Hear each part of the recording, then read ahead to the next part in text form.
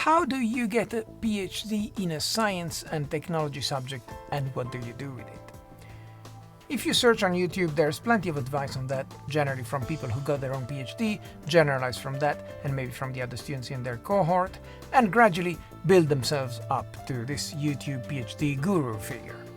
But I haven't seen a lot of content from people with a bit more experience and credibility than that. For example, from people who have supervised others for a PhD, who have admitted others into a PhD, and who have examined others for a PhD.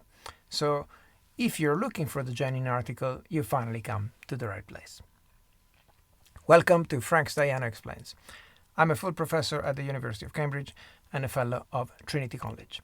I have a PhD from Cambridge myself, and my academic lineage includes a Turing Award and several Nobel laureates.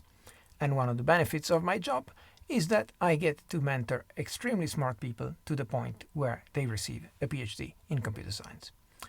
As a professional educator, with this YouTube channel, I support people who are enthusiastic about computing. I'm publishing all my university lectures online for free, which are aimed at my own students, but also at enterprising undergraduate students everywhere else who benefit from access to Cambridge quality lectures. I've also been doing a lot of outreach videos aimed at people who are still in secondary school, particularly to encourage into computer science talented pupils from underrepresented demographics such as women, and to demystify the process of applying for computer science at a very competitive place like the University of Cambridge. And now, in the short series of videos we are starting today, I'll be addressing current undergraduate students and answering their questions about doing a PhD. In this other video, I told you what I thought you should know if you want to do a PhD. And I do recommend you watch that first. But in this series instead, we'll start with what you want to know, rather than what I thought you should know. The questions come from 5 of my brilliant undergraduate students in computer science who told me they're potentially interested in doing a PhD after they graduate. So I asked them to write down any questions they wanted on this topic, and I've answered them as extensively as possible. I'm sharing this discussion with all of you on the channel because I believe it would be helpful not only to these 5 students, but also to my other students who weren't there, and also to students from other colleges, and also to students who are not at Cambridge, and also to students who want to do a PhD at some other university, or maybe in some other technical topic than computer science. Most of my answers have pretty general applicability, and my hope is that the videos in this series will inspire and help many of you that I don't know personally. We spoke for much too long for a single YouTube video, so I'm going to break this up into installments. Subscribe to the channel to be notified when new videos come out, and feel free to ask your own PhD related questions in the comments. And with that said, let's get into it. This is a session about what the PhD is about, and I'm here with a few of my undergraduate students, some of whom are in shot, some of whom are not, all of whom have prepared some questions for me about the PhD, and they're going to ask me the questions, and if other things come up, then they can ask questions that they hadn't thought about beforehand. So let's start, okay, with the first of you out of shot. What's your question? I have a question, which is how to choose a topic for PhD that is doable but also not too easy. That's a very important question, and yeah, it's an essential thing to choose something of the right scope, because if it's too easy, then it's not worth giving you a PhD for it. If it's something that someone else of reasonable intelligence and competence in the field could solve, if you describe it to them, then it's definitely not something for a PhD. A PhD, you get one for finding out, discovering, systematizing, explaining, solving something that hasn't been solved before. It has to have some element of novelty and originality, and so if it's something it's just too easy to do, then you can't get a PhD for it. On the other hand, if it's something that is so complicated that it's unrealistic, anybody would do that in the 3 or 4 or 5 years or so that the PhD takes, then it's also a recipe for failure, and so it's not wise to choose something else. A few of you, I said, try to think about something that is an unsolved problem in computer science. and more than one of you have written, figuring out whether P equals NP. Well, okay, that's a well-known unsolved problem in computer science. I would not recommend using that as a topic for a PhD, because it's just too big a thing that the brightest minds in the world have not solved yet. And so you should do something that there is some reasonable chance that you can do it. And so the answer to your question, how do you find something like that, is you should identify a few problems. And I've given you this homework for today to think about unsolved problems, just to get you going on this. Of course, this is not going to be what you end up doing for a PhD necessarily, but start thinking, how do I choose the right problem? Well, let me first think of some problems. Then which problems fire me up? Which problems are interesting to me?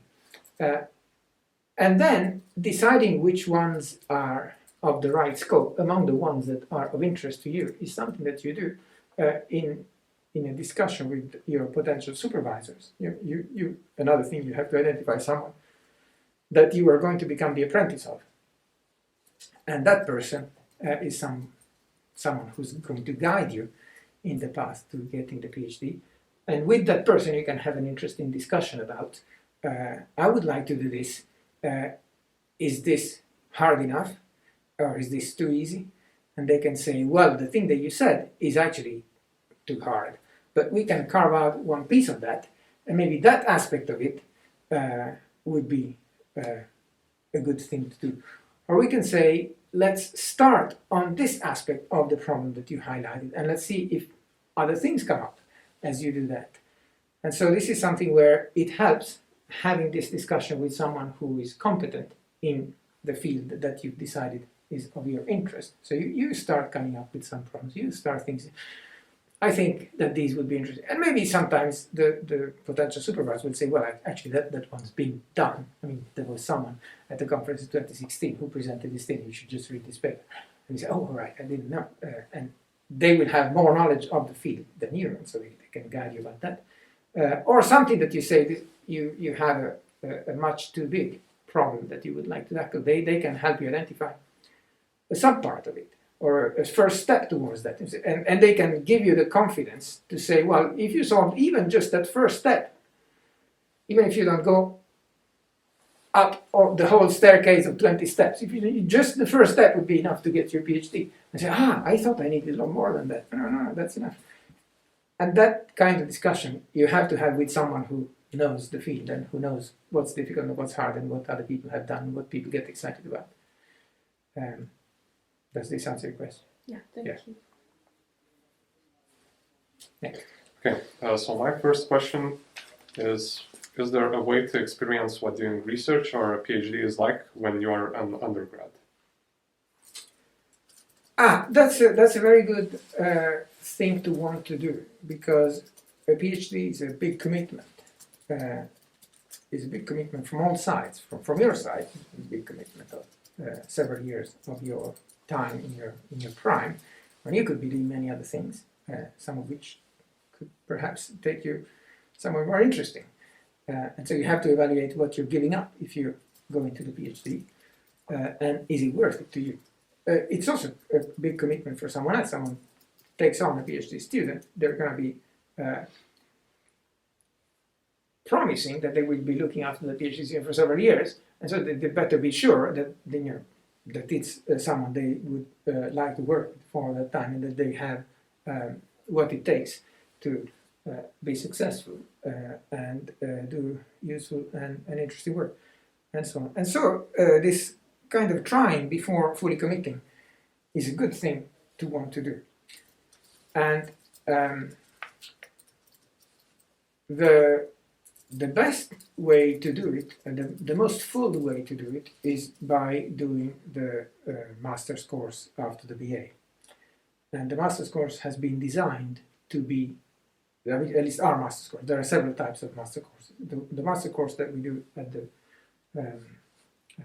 computer lab in Cambridge is one that has been designed as a stepping stone between the bachelor's degree and the PhD. And the PhD in Cambridge, unlike the PhD in many North American universities, is one where you don't have taught courses. Okay, so if you do a PhD in the US, typically, the first year or two will involve lots of taught courses to fill you in on other things that you haven't done at undergraduate level. And in Cambridge, it's not like that. In Cambridge, it's okay. Well, you just have 3 years of just research. From day one, it's research. And if you don't do research from day one and you waste the first year or two doing something else, then you probably have to extend it 3 years to 4 years, 5 years, and so on, provided you have the time yourself to do it and provided you have the funding and so on. But the core thing, what the regulations require, you have to spend at least 9 terms, which should make 3 years, doing research. You cannot submit before 9 terms. So in 9 terms, you're then allowed to submit. There's no guarantee you will pass, of course, if you submit at the 9 terms, but you cannot submit any early because it's deemed to be impossible to do anything of the right consistency and size in less than 9 terms. But from 9 terms onwards, you can finish. And the funding is on the basis that, okay, well, around about 3.5 years is what it would be reasonable to do. Maybe we'll give a little margin. But that's the kind of benchmark. But that is just doing the research without any taught courses. So the master that we have here is a master for people who already basically got a first in computer science. It's not a master that's a conversion course from some other topic. I've got an MBA and I want to become a PhD in computer science with business preparation and so on and so on. But I haven't studied computer science. Let me do a master in computer science, so I get the computer science thing on top, kind of thing. That's not the type of master that we do. The master that we do is for people who already have a first-class degree in computer science and want to specialize in something. And it's aimed at people who will then do a PhD, even though you're not obliged, of course, and you can do the master and be happy with that. But it's a master that's been designed to help people who will do a PhD, a Cambridge-style PhD, which doesn't have the preparation part that you have in America. And it's kind of that preparation that you can take extra taught courses on advanced aspects of computer science, but just in your area. So now as an undergraduate, you have to do a bunch of courses, some of which you love, some of which you hate, but you still have to do basically all of them. And as you progress, first year you really have to do everything we say, second year you have to do most of what we say, third year you can pick and choose the ones you like among the ones that we offer, and in the master you can narrow down really exactly on only things that you want to do. But they're going to be different courses than the ones you do in the undergraduate, because it's not just going to be a textbook and lecture. It's going to be more graduate level courses are going to be based on more advanced stuff than what has been written up in the textbooks. And so you will have to dig into the things that haven't been written up yet because it's just been published in some scientific journals or in conferences and so on, which is how science is built. So the textbooks are, someone has taken the 2 or 3 years it takes to systematize an area of computer science by going through all the literature, by going through all the things that have been peer-reviewed and published and so on, and says, okay, well, this is the stuff that is. It's not, like a textbook on geometry where the stuff has been, invented by the ancient Greeks and you're just retelling it in a way that's easy to understand. It's stuff that, has just been invented in the past decade, but someone has to write it up so that it's the same notation from the first to the last page, and you can teach it to undergraduates who are in their first year just out of high school. And the stuff that's in textbook is well accepted, and you can teach it as foundational material. And there's the stuff that is coming out in the conferences after the textbook's been written, which of course is not in that or any other textbook yet. And then sometimes it's a controversial thing, and the peer review process decides, other people think that it's not bullshit, and it's an advance in the field and so on. And as you progress towards the PhD, in the masters, you will start reading out those other bits which have not been completely systematized, but insofar as they've been published, the scientific community has accepted them as something else that's making a little progress. And so these new types of courses that you will do during the master will expose you to that kind of more raw, what's the opposite of ripe? Unripe. Unripe, yes, okay, well, more unripe, if you will, material that that is the direction where the scientific field is going, but is not foundational yet. And you may want to make an incremental advance on one of these yourself. And so this master will be something where you will learn to see what else has been done besides the textbooks, start to learn how to criticize new ideas, and to some extent put in your own new ideas, because the whole PhD is going to be about your own new ideas and how to make a contribution in the field. And you have to start somewhere, and your master's dissertation, unlike your undergraduate dissertation, will have to have some element of novelty and a bit that has never been done before. Whereas for the undergraduate dissertation, we recommend you avoid doing that. And some people burn for wanting to do that even in their final year undergraduate. It is usually not advisable, because we want the undergraduate dissertation to be something where you can showcase the computer science skills that you have learned, acquired during the tripos, and we want it to succeed, basically. So there's going to be a project with a defined deliverable, and we basically want to define a deliverable that you are going to deliver, right? And in the few months that you have at your disposal for doing the final year undergraduate dissertation, we want you to do it. And we want you to produce a sizable piece of computer science. Typically, it's a piece of software. Sometimes involves some hardware as well. Sometimes involves some other kinds of experiments, maybe with human subjects or maybe with other stuff like that. And in all that, you can showcase the skills that you've acquired throughout the tripos. Now, if you do something that's research by definition is the stuff that we don't know what the outcome should be. We don't know how to do it. And so this is the stuff that you will need to do in a PhD, but it would be inappropriate to do at undergraduate level, because at undergraduate level we want you to get the deliverable delivered and show us how well you did the various things. And so if you did something that's too research oriented at undergraduate level, you might end up, without having the preparation of background skills and the time to do it, you would not be able to recover easily from not having been able to deliver the promised outcome of the project. And then you would be in a difficult situation when trying to write up something sensible about what you did, because you said, I tried this and it didn't work, I tried this and it didn't work, and now I'm here in April, May, and I have nothing to show, and I'm very sorry. And that doesn't make for a dissertation that gets a first, typically. So we try to say, don't get into that, get into something we already know it can be done. Let us see how you do it and how well you do it. So that's the undergraduate one. In the PhD, the situation is we want you to do something that nobody's done before, and that anybody who tried to do it before wasn't able to do, and you are going to do it. And we don't know how to do it, and we don't know if it can be done. The discussion with your supervisor is going to also be about, let's do something reasonable so that, in 3-4 years, whatever, I'm actually going to have a serious chance of doing something useful. But you have to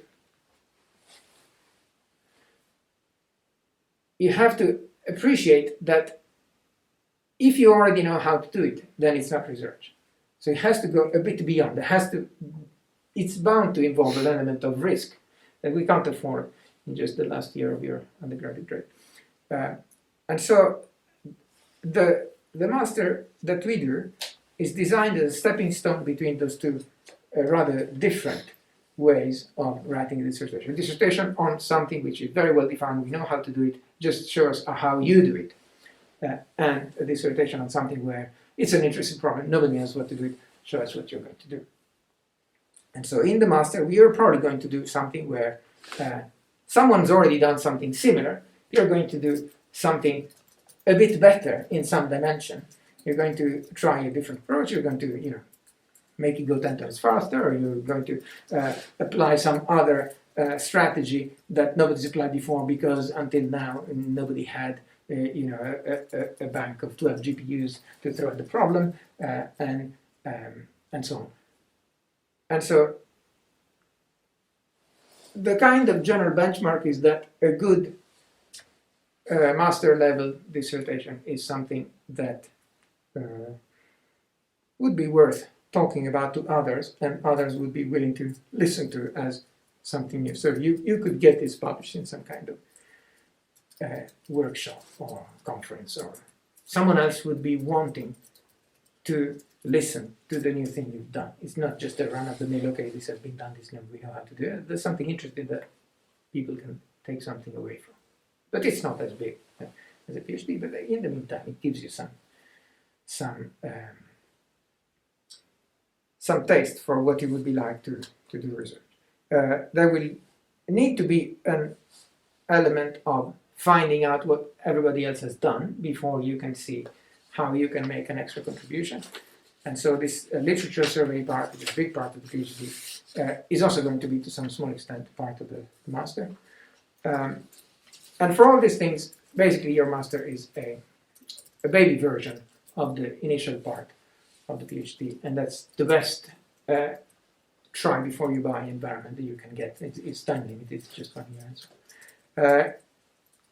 There are maybe other opportunities to get a taste for research by doing something, in your summer. In your summers, usually you have an internship, maybe in a company. If you or in another university, or you're in this university, you can get embedded into something that is more research oriented. I mean, this thing is just going to be 2 or 3 months, so you're not going to have a big scope. You may be a small cog in a big machine that does research. You're not going to be doing your own research. You're going to be assigned some specific thing to do, and you're going to be one of the minions. You're not going to be GRU, right?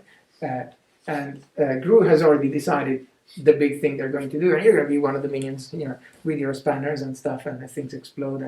But you don't have the responsibility or the vision for the big thing.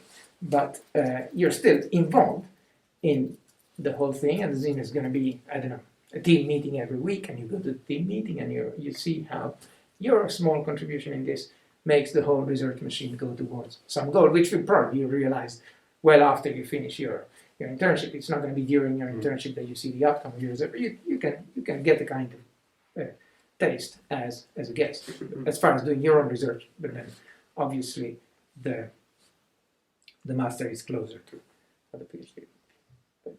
At different stages and with different levels of commitment, just giving 2 months of your time in the summer over this can be another way of seeing how things go. Is this more or less what you wanted to know? Yeah, this answers my question. Thank you. I'll continue answering questions in the next video in this series, which in due course will be linked from here. Subscribe and click the bell to be notified when it comes out. Please give a like to this video if you enjoyed it, and ask me your own PhD questions in the comments. If you say the word broccoli in your comment, I'll give you priority when answering. Thank you very much for watching, and see you in the next video.